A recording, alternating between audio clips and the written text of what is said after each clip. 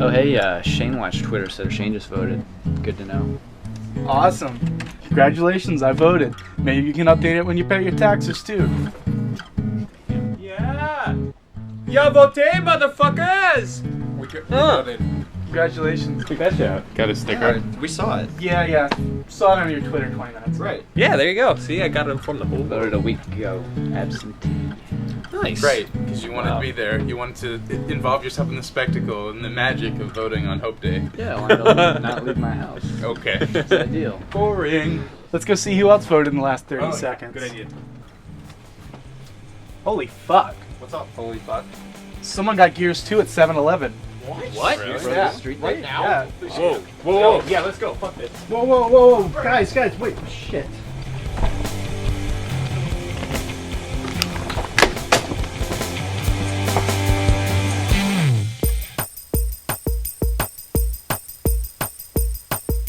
仕事へ行きたくない学校なんかつまんないみんなで一緒にテレビゲーム遊びたいどこでも行っても同じだみんなで歌うんだみんなで一緒にテレビゲーム遊んだらどうだらワンアップショーを見ましょうワンアップショーで遊ぼ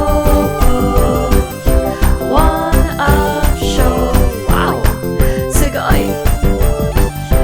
ワンアップショーやったよワンアップショーです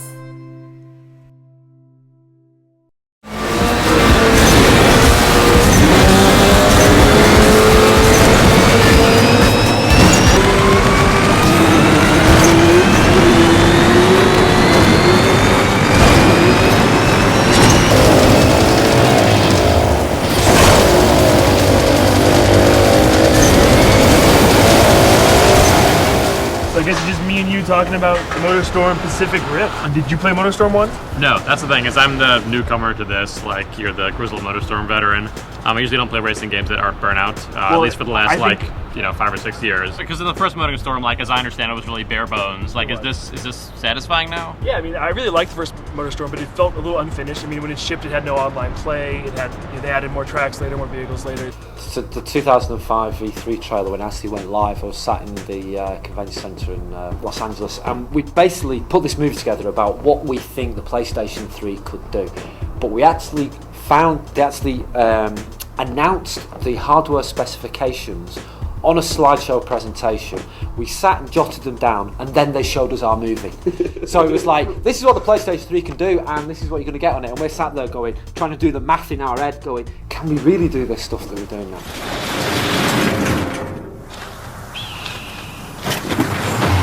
It kind of pissed us off a lot. And in hindsight, we can say that now. Nobody denied it. You know, nobody said it wasn't in game. Here's a visualization of what we want to do. You know, it's basically not like, and I don't think anybody explicitly said that, but no, I don't think anybody explicitly said. I think the only interesting thing was it was done by a company up the road called Real Time. So in theory, it was real time, if you could say that. But it was a hard birth, though, wasn't it? We never had MotorStorm. While we're doing WRC, we never had MotorStorm waiting in the wings. We showed MotorStorm to the board of Sony in November 2005. So basically the famous E3, infamous E3 movie had been out. So there's all these expectations about the rendering prowess that we were going to expose. And we showed them a load of boxes. And at the end of the show, Phil Harrison took us to one side and went, "You guys are the worst in the world." At which point we went, "Right, we'll show you." And going from worst in the world to the best-selling PlayStation 3 game in the world is magic.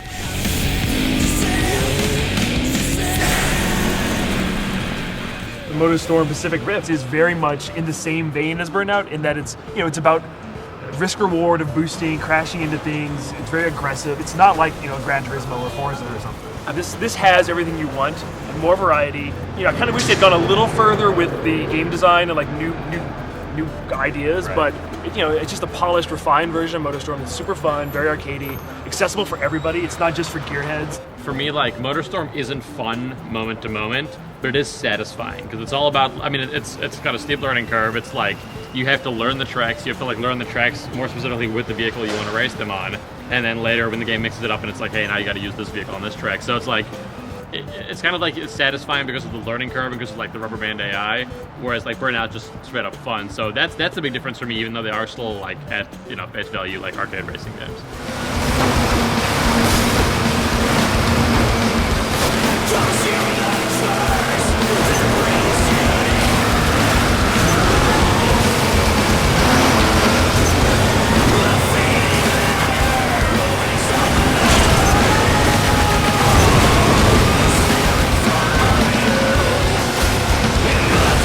One new vehicle in this game, the monster truck, it's so slow and so big. Like, I never want to play as that thing. And I also like, I mean, I guess it's kind of fun, but like having to run from it all the time, whenever like you see it coming up on you, especially when you're a bike or something, and it can just like wipe you out. That's true. They really increase like the lethality of the big vehicles, and if you're a small vehicle, you're gonna get destroyed. I mean, I understand that the game forces you to use certain vehicle types in certain races so that you like, you know, to kind of say you have to try learning this track this way, but I don't know like if I'd like that when I would spend a while learning one track one way and then suddenly have to like look at it a whole different way. I appreciate the option, but I didn't like being forced into it. Right. I do wish they would have added more new event types. It's still pretty limited. You know, it's like regular race.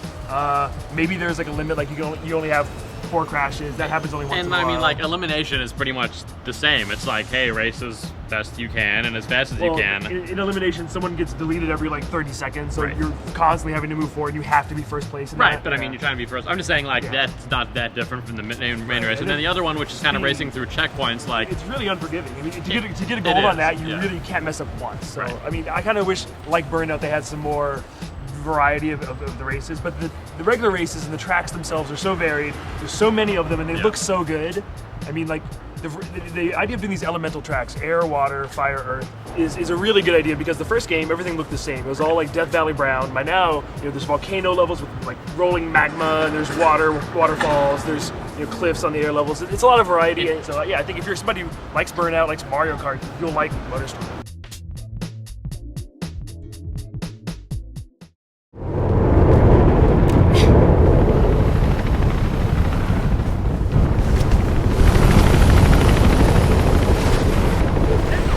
Well, I guess what I would ask first is whether or not you used guns when you were playing the game, because I didn't. It also, I think, made it more frustrating than it would have been if I had not made that decision. You know, I played that way too, just because I felt like, guns kind of feels like it's cheating to me. Like, I really want to, like, experience, like, what she's able to do, like, how agile she is. And even knowing that the hand-to-hand combat for me at first was really sort of spotty, like, I still went into it saying, I don't want to use guns. And, you know, for the first part of the game, like, I kept trying to do disarms most of the time. Yeah. And then all of a sudden, like, the hand-to-hand combat stuff started to click. And that just made dealing with enemies and stuff so much more fun. Yeah. So tell me how you got the hand-to-hand combat to work well, because like I got really good at the disarms because I couldn't get any kind of combos down or anything like that really felt like I was being impactful hand-to-hand. Eventually what I discovered, you know, kind of just the basic jump kick and then punch combo, which works like really well because the jump kick kind of stuns them a little bit, then you can run in and just hit them a few times. So, yeah, I mean, I wasn't using it for every single enemy, but near the end of the game, especially in like the server room area where there's just so many guys coming at you from so many different directions, I found it to be really useful for taking out guys really quickly and without worrying about the timing of a disarm. I guess what I really wanted was the ability to go from a jump kick or a slide kick into a disarm. Absolutely. Which is something that you can't do. And it just seems silly to me because like when you do the slide kick or the jump kick, they usually like will kind of buckle over. And then when they're buckled over, you're standing right in front of you, right? And you're thinking like, okay, if I'm Faith at this point, I'm grabbing the gun, taking it away from him, and you can't do it. And it was really disappointing to me when that kind of stuff happened because it seemed to me so natural to, if you can stun a guy for a little while, if she's so good at disarming people, then especially when they're stunned, she should be able to disarm them. And why am I standing here waiting for this guy's animation to finish so that he can attack me first so that then I can disarm him? I think it's a fair critique to say that that's a flaw in the hand-to-hand combat because the rest of the game, the running and the jumping and all the parkour stuff is flawlessly fluid. like I found myself doing some amazing shit on the first try, you know, like you do fall all the time in this game, but like I actually found myself many more times just doing extraordinary things just because like it occurred to me on the fly. You know, there's those few areas where they really lock you in a room and say, all right, Faith, you're not leaving until you, you know, take all these guys down. If I gave up this idea of, you know, Faith doesn't kill people and she doesn't, you know, Faith now uses guns, then at that point I could have cleared those areas like that. So one question I have to ask you guys, something that they mentioned in our meeting with them a while back, was that if they did a sequel, they would actually consider taking out guns entirely. Is that something? I would be down for it. I would take out the FPS stuff and just give me a lot more hand-to-hand disarm moves. I hate to bring up Assassin's Creed again. Hey, it's another parkour game. This time it actually works. Right, exactly. But Assassin's Creed, they had this whole concept of little input, big output, you know? Like you can execute some really big moves just with some really well-timed button presses and the stick in the right way. Totally. And I think if you do that in Mirror's Edge, it would be really effective. Yeah. It's funny, most of the time I died was because I wasn't like separating like the police from each other. Like I would always have the temptation to just run in full speed because she is so agile and you want to be like, oh, I'm a badass, I can flip over this thing and go over here and they won't even get me. But they do get you because the AI can be a little cheap at times. So there's one part in the mall in particular where you have to make a couple swings onto this area, this like kind of rafter. Once she gets on a pole and she's swinging, if you're not directly lined up with the thing that you need to jump to, it takes forever to like make her sidle over on the pole. And that entire time I would get destroyed by anyone that was shooting me below. I knew I didn't have to fight there. I knew I didn't have to fight. That's why I tried it like 19 times. Right. Even though I feel like Faith should be able to escape without combat during that sequence, I ended up having to like give in, go down and take out all the guys. You know, I tried to make those, it's not like I was missing the jumps. Like I was swinging on the pole and like sure enough would get shot this time. I have times where I make it to the other side and get shot through the floor.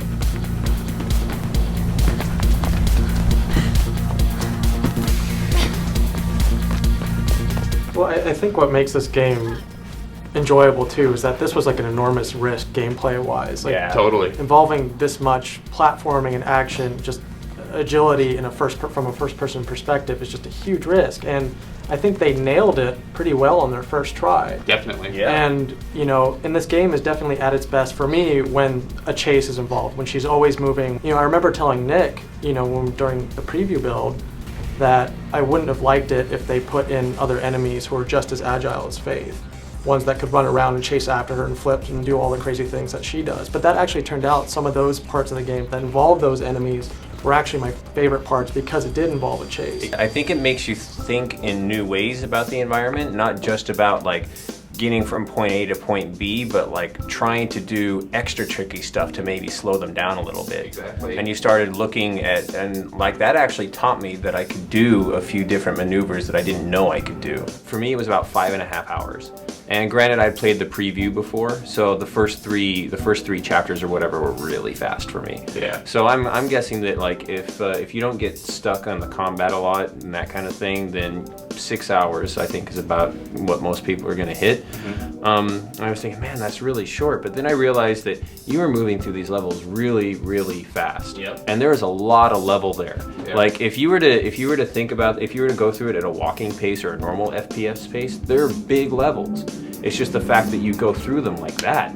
But there were a few like really surprising levels in there too, like the subway level where you actually have to jump down on top of it. Like I wasn't expecting that. Yeah. I thought that was cool even though it was super brief. This was an interesting title for me because I really thought it was going to be like my favorite game of the year. When I started, you know, just the idea of it is like so in line with what I want games to be trying right now. About moving, not about killing people. I still really like this game a lot, mostly because the motion is like so good. Jumping around these spaces is so amazing. Also, the time trial stuff was really fun for me. Yeah, I didn't do any of that. How like it's crazy because it's like what you said before, where you try things that you never really thought you could do before because you are trying to shave just the tiniest bit of time off your overall time for that level. And the stuff that you could do, because when you go through this level in single player, you're just kind of going on a certain path. It doesn't limit you to that path. I mean, there's kind of different branches that all kind of lead to the same place, but In the time trial, you just see so much more stuff that you didn't see before because you do want to shave off that time. Like, it's really addictive. Anytime you see someone post a new time that's better than yours, you're like, ah, crap, I gotta go back in there and gotta beat it. So totally. I think for better or for worse, that is gonna be the meat of the game for most people, because you'll be able to finish the campaign so quickly that, like, what's gonna be fun about it is, and again, because there's no combat, just running through those spaces and trying to figure out what the best path and the fastest way through. And the story sucked, so there's no reason to go back and play the single player. It's a little bit unfortunate, but yeah.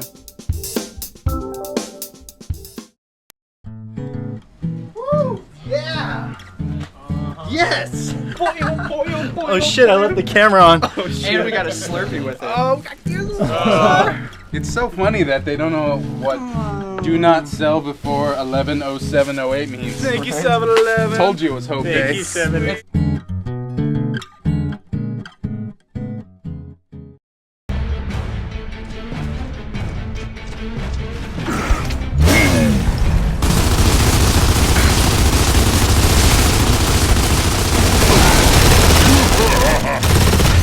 Who's next?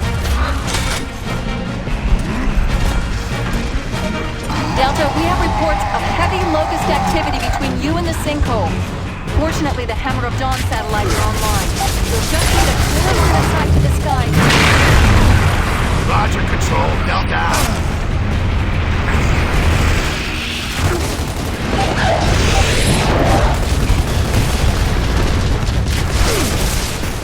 Look at our faces. Like, when people talk about this game, it's fucking like you get excited. Like you start smiling, your eyes light up because it's so much fun. The one thing that I don't like about Gears of War 2 is that it's almost too good. Like, I don't think I can go. Let me tell you. Let me explain, motherfuckers. I don't ever want to go back and play Gears of 1 anymore. It makes Gears of War 1 totally worthless. Like, I honestly, and that's sad to me. I want to be able to go back and like enjoy the first game, enjoy its worlds, enjoy its stories. I don't see myself ever doing that now. Every single aspect of the game is so much better than the first game that it makes the first game not necessary anymore. No, I agree. It makes the first game look like a tech demo. Because I have a lot of friends that still play the original Gears of War, and I just could not go back and play it because, like you said, once you've like tasted of these waters, you cannot go back and drink tap water once again. Gears 1, I didn't really sit down and play the game until like a year after it come out. But I didn't own a 360, so I couldn't sit down and enjoy it for myself till like when Gears 2 was announced. And I did, and I thought it was a great game, but a lot of that sort of magic or when it was new and exciting was kind of lost on me. It's like I knew what I was expecting. And with Gears 2, I knew I was going to be able to play it day one. I didn't follow hardly any media coverage because I wanted to be surprised by it. And that, I feel like, is what a lot of people might have felt like when they played Gears 1 for the first time. The stuff that I want to talk about in this chat, every single thing that we could talk about, just about except for generic combat stuff, is a spoiler. Yeah. Because every stage is like this amazing set piece where something incredible happens.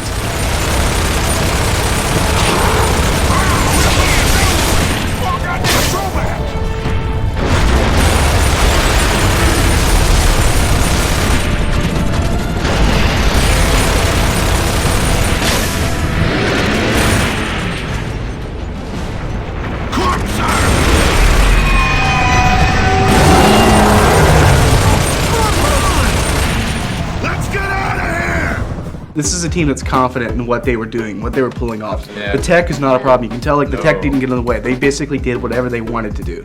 And what they do is they pulled almost a sleight of hand where the first level feels very much like a continuation of Gears 1. But after that first level, only in one section of the game do you run into anything that looks anywhere like that the rest of the way out.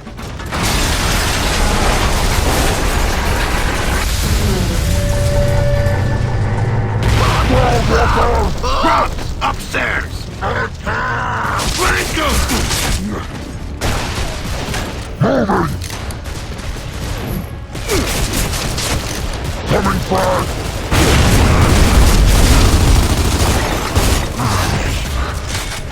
We can't really talk about the spaces that you travel to in this game, not all of them, because... Although you can say that I had no idea that you could go into a cave so many times, and every single cave is vastly different and fucking amazing. Yeah, and how caves look so goddamn good. Control, you have any info on this thing? Looks like a big snake or a worm made of stone. Recent intel lists it as a rockworm. Not sure if it's dangerous, but we do know it's an indigenous cave creature that feeds on plants. Well, there's two specific like portions of this game that we don't want to talk about specifically. Right. In the best tradition of like Bowser's Castle and Mario Brothers, they have sections of levels that you have to make your way through that are like timing based. And the fact that they did it, and the fact that it works, and the fact that it's fun, they deserve a tremendous amount of credit for it. Because it could have not been fun. Had the timing been fucked up where you died a lot, it would have been frustrating and it would have been an interesting experiment, but it wouldn't have ultimately worked. I also like really appreciated the character design this time. The new characters, I mean, I felt like their personalities came out in their body armor. You know, like with Dizzy, you know, it kind of looked gritty and like, I don't know, kind of, I don't want to say ghetto, but I don't know, just kind of country, you know, with this hat and everything. And there's more of an emotional attachment to each one of the characters and their personalities and all the different things that they kind of bring to the story. I still found myself laughing out loud sometimes at some of the bad lines. I think that's part of it. It's supposed to be like that kind of, you know, cheesy kind of action film, but there are moments where I felt for that character and I had a kind of an attachment with them. If I had to choose one thing that I like least about the game, it would be the story, but like everyone has said, it's so much better than the first game that it's not really an issue. And I think that even though the emotional moments don't work as well for me as some of the other ones, there are times when the kind of like badass jockness of it does pay off, and that's weird because that's like totally not something that I would think I would be into. But like, damn, there are a few times when you're like, yeah, motherfucker, that's how I would do it if I was this guy. I'm sorry, but proper identification is required for entry. It, Jack. We're gonna have to blow this thing open. There, can you get a blast charge ready? Of course. Regular or extra strength? Extra strength. There are a few sections in the game where there are some technical bugs that most of them seem to only appear in co-op. Some of the vehicular sequences, if you play it single player, there's no problem with them, but when you play them co-op, there are some bugs which can be frustrating. There's a lot more extra space and detail in there that doesn't need to be there, but it really like makes it feel like you're in a real place rather than in a game level. I remember thinking like, man, I need to do this again because there's all this stuff I haven't explored yet because I'm playing co-op and I don't want to make Matt sit and like wait with me while I'm, going over and staring at this texture for a minute and a half. You know what I mean? Like there's so much detail in every area.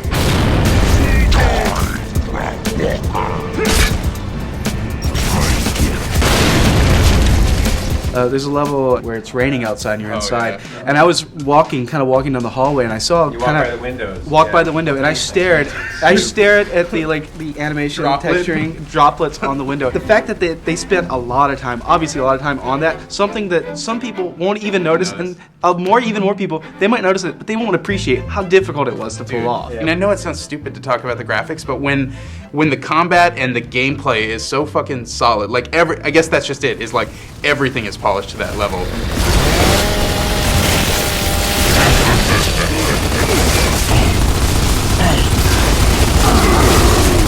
The way they've balanced the Lancer, it's got a tighter firing pattern. You can go through the entire game not using anything but the Lancer. Right, what's the other, the Hammer Burst? Hammer Burst. I love that weapon. That's a totally different weapon. I never used that in the first game except for the first stage where you have to use it. Yeah. Like now I'll carry that because I want to carry it.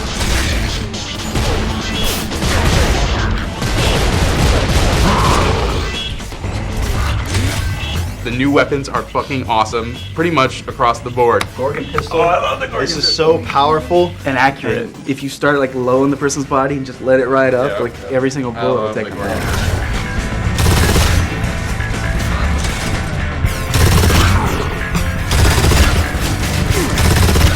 Mortar. The minigun and the mortar. Really good. It's a lot of fun to use, even in multiplayer. Yeah, and the great thing about the mortar, it's a skill-based weapon. When you figure out how to get your range set, and you take out a lot of guys with one shot, it's so satisfying. And I feel like if they dumbed it down and pointed out to you step 1, step 2, step 3, it wouldn't have been nearly as fun when you actually take the whole through out. Satisfying. Yeah, no, absolutely.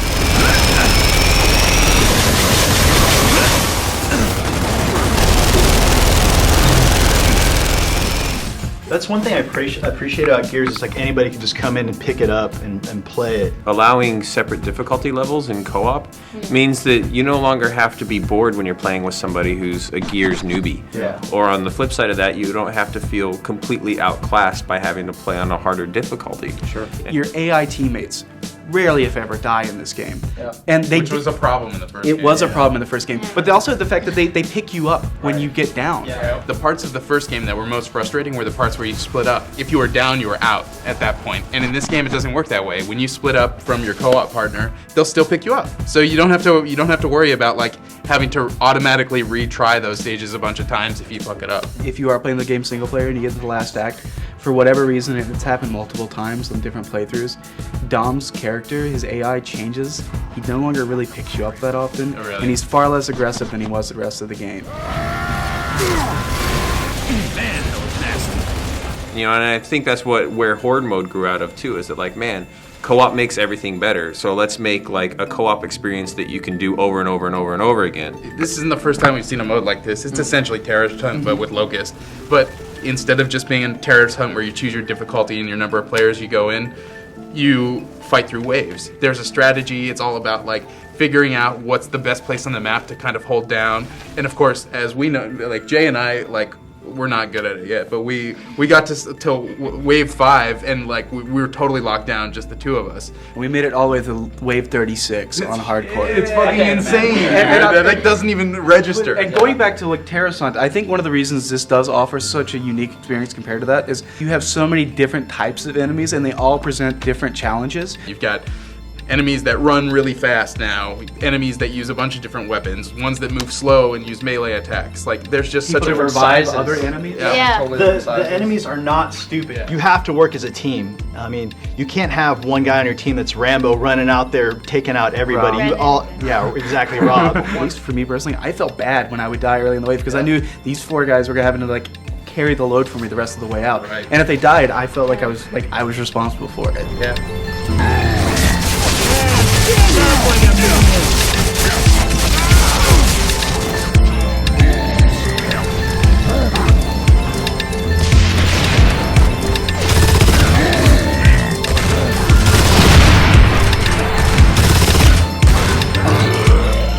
It's just so fun to take down the different waves, to take down the different enemy types, to not know what's coming, and then to figure it out and say like, okay, well, this time we're gonna try it this way. Like, it didn't work that way last time, let's try this. Or let's move to this other spot on the map because we think it's more defensible here. Whatever, Well, you it's know? also nice where like you just want to hop on with friends and just chill and hang out, you know, and have fun just killing things. And so that's why I love Horde mode the best, because, you know, you can just do that kind of I guess in a casual way, you know. I really like this game so much that I became like really nitpicky about things that aren't really important but still meant a lot. Like when we were riding on the Derrick and it only had one turret, like that big freaking vehicle, it has one turret, like that kind of bothered me. But that's not something that's significant. It's just like, no, but that's just it. I think that's a sign of how quality the rest of the game is. It's a sign that like everything else just works. What is left to be said? Honestly, like, this game is fucking badass. I can't think of a game with a campaign that I played through as many times in the past few years as Gears of War 1. The combat, the main gameplay felt so solid, so polished, and was so much fun. This game outshines it in every way. I feel bad for them because they're obviously already in pre-production for Gears 3 and topping this thing because they're probably going to want to turn it around on a 2-year cycle again. I don't envy them one bit. This is the sequel I wanted. They added on top of what they did, the new characters, the new weapons, the new environments. I'd rather them make a really good 2-player co-op than like a half-assed 4-player. I mean, yeah, 4-player would have been nice, but I mean, this is what I wanted. Yeah.